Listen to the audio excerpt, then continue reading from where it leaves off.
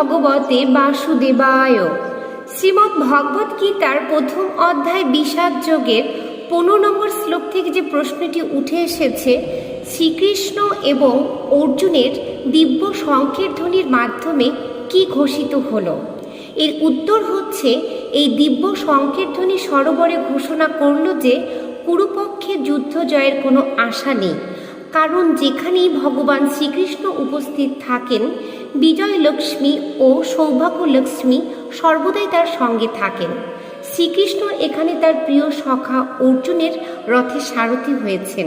তাই দিব্য শঙ্খের ধ্বনি ঘোষণা করল যে অর্জুনের জন্যই অপেক্ষা করছে সৌভাগ্য ও মহাবিজয়। যত্র যোগেশ্বর কৃষ্ণ যত্র পার্থ ধনুর্ধর তত্র শ্রী বিজয় ভূতি ধ্রুবা নীতি মতি মম। হরে কৃষ্ণ।